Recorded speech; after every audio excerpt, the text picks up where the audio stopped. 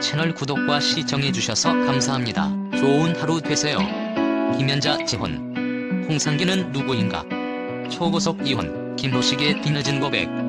김연자는 1959년 1월 25일 생으로 63세이며 광주광역시 남구 서동 출생으로 154cm. 학력은 수피아 여자중학교, 광주 수피아 여자고등학교 졸업했습니다.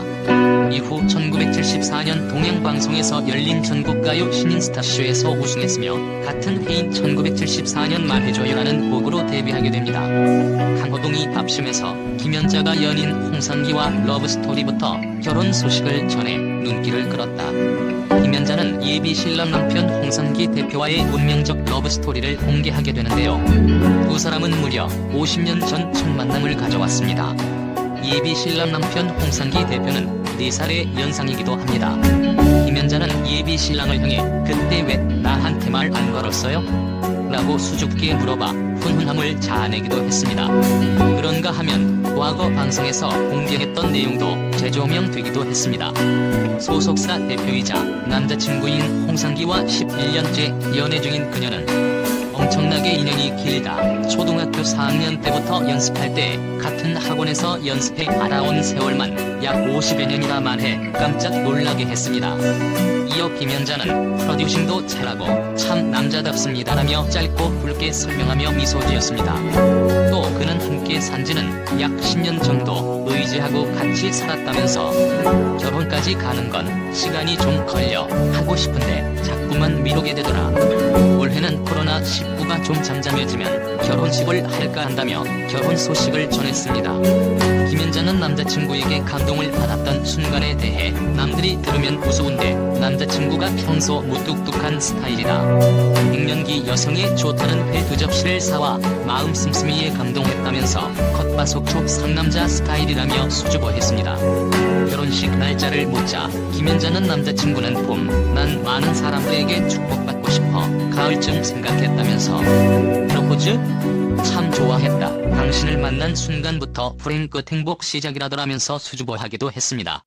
김연자와 홍상기 대표는 과거에도 4년째 열애 중이며 조만간 재혼을 할 것이라고 발표한 바 있는데요. 김연자가 2012년 이혼 후 국내 복귀 과정에 난관에 부딪히며 한동안 힘든 시기를 보낼 때 홍상기 대표가 김연자가 암으로 파티로 재개할 수 있게 많이 도와줬다고 합니다. 김연자는 1982년 4월 18살 연상인 제1교포 김호식 씨와 결혼한 바 있으며 당시 그는 지휘자 겸 앨범 프로듀서, 김연자의 매니저 역할까지 하고 있었다고 합니다. 두 사람의 만남은 1977년 김연자가 19살에 홀로 일본으로 진출했을 때 한 방송에 출연했다가 우연히 만나게 되었다고 하는데요. 낯선 외국에서 말도 통하지 않고 모든 것들이 어렵고 힘들 때 전 남편 김호식이 김연자에게 다가와 한국말로 먼저 말을 걸어주었다고 합니다. 당시 김호식은 밴드 지휘자였다고 하는데요. 김연자는 누군가와 한국말로 대화가 된다는 것만으로도 굉장히 반가웠다고 합니다. 어리고 힘들었던 김연자에게 김호식은 처음부터 호감이었으며 결국 김연자가 1980년 한국으로 귀국해서 가수 활동을 하고 1982년 4월 결혼식을 올리게 됩니다. 그 사이에는 자식이 없으며 아이에 신경 쓸 시간도 없고 두 사람 다 아이에 대한 생각이 없었다고 하는데요. 하지만 아이를 가지지 않은 이유는 남편의 강요 때문인 것으로 뒤늦게 밝혀지기도 했습니다. 이후 두 사람은 2012년 5월 이혼했으며 사유는 남편과의 성격 차이로 인한 갈등이라고 알려져 있습니다. 김호식의 직업은 일본에서 색소폰 연주가 겸 밴드 지휘자로 활동했으며 클리어톤즈 단장이라고 합니다. 하지만 이혼 후 김연자는 모든 것을 잃게 되는데요. 일본에서 활동할 당시 전적으로 남편을 믿고 의지했던 김연자는 한참 바쁠 당시 자신의 개런티가 얼마인지 물어본 적도 없고 은행에 가본 적도 없이 오직 남편만 믿고 노래를 불렀다고 합니다. 김연자는 나는 내가 번 돈이 얼마나 되는지도 알지 못한다. 하루에 1억 원 이상 번 적도 있다.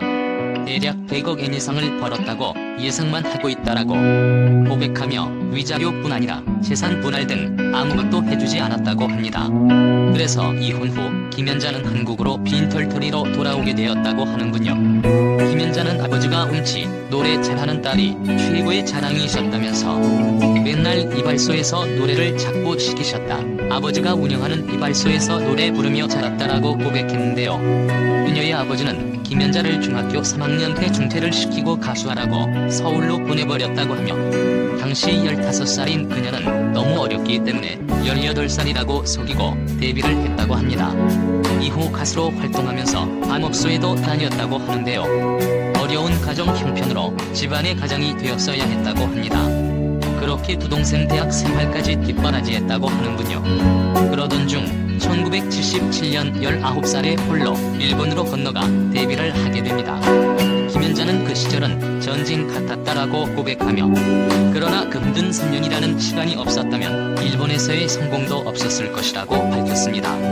이후 1980년 노래의 꽃다발이 한국의 음반 시장 최대 360만 장의 판매를 기록하게 됩니다.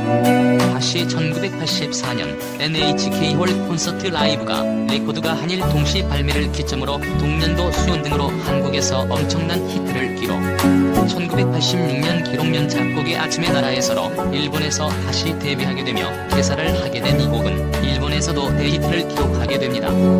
이어 일본의 최고의 인기 프로그램인 홍대가 합전에도 총 3번이나 출전했으며 일본에서 가장 유명한 엔카 가수 중 한 명으로 발돋움하게 됩니다. 김연자는 2009년 국내 무대 10분 내로라는 곡으로 복귀. 2013년 발표곡 EDM과 트로트를 결합시킨 아모르 파티가 4년 만인 2017년 인터넷에서 재조명 받으며 큰 반응을 일으키고 전세계를 아우르며 제2의 전성기를 맞게 됩니다. 가수 김연자는 일본 활동 당시 한복을 입고 아리랑을 부른다는 이유만으로 일본 극우 혐한 세력에게 위협과 핍박을 받기까지 했다고 하는데요. 김연자는 나는 상관없었다. 나는 한국 사람이고 한국 사람이니 당연하게 한복을 입고 아리랑을 부르는 것이다. 그게 싫으면 내 콘서트에 안 오면 되는 것이다 라고 소신 발언을 하기도 했습니다. 일본 활동 당시 한국인이란 이유로 차별과 편견을 많이 받았지만 오로지 실력 하나로 모든 것을 이겨낸 가수라고 합니다. 채널 구독과 시청해주셔서 감사합니다. 좋은 하루 되세요.